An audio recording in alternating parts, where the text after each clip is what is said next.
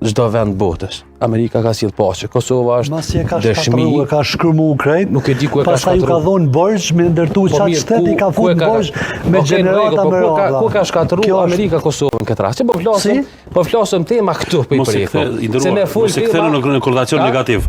Sepse ne e dim që kemi aleat. Edhe është aleat i përbetuar i shumë shekujve. Besoj fuqishëm që Donald Trumpi do të sjellë paqe ku do në. Po mira, beson se të besosh është spirituale, të besosh spirituale dhe personale.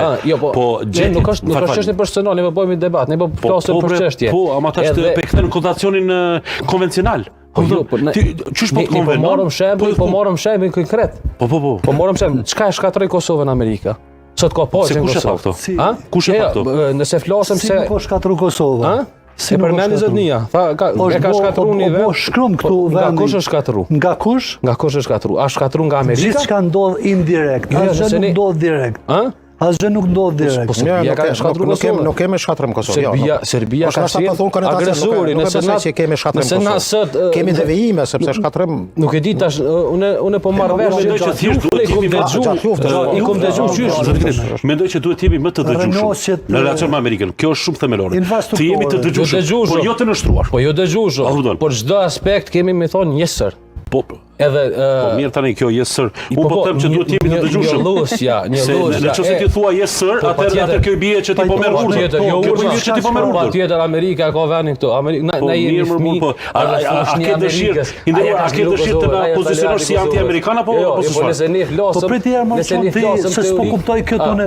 Çka Amerika? Po mirë, pse duhet Amerika, Gjermania i tjetër më tregoj mua me mira vjet me kulturën, traditën time, të tregoj se si të jetoj në shtëpinë time. Po çysh jetoj në shtëpi? Po shtëpia jote nga kush është ndërtu? Kush e ka ndërtuar shtëpinë tonë? Kush e ka ndërtuar? Është e pamundshme me se është hap një debat i fillesht, është hap një debat në rrjetet sociale. Kjo ka më dëmtuar shumë. Edhe vendi ka debate shumë të fleshta. Po jo për shoqja Amerikës. Fundamentit. Sot shoqja Amerikës, kurse as shoqja. Nuk është me Donald Trump i Amerikës. Val, Donald Trump Amerika është Obama, Amerika është George Bush, Amerika është Bill Clinton, Amerika është shumë president që kanë dhënë kontribut për këtë. Po edhe Donald Trump është Amerika. Edhe Donald Trump është Amerika. Jeni gata? Po bra. Ne po flasim. Po e bëni kaq unikal. Po mirë. Hajde të flasim për politikat e Putinit. Hajde të flasim për politikat e Rusisë. Po e njohim synimet e televizione që i ka. Shigjeta sot jetë kthime prej Donald Trumpit. Pse? Pse më kanë shigjeta të kthime prej Donald Trumpit? Unë besoj fuqishëm se ai ka më sill paqe ku do mbot.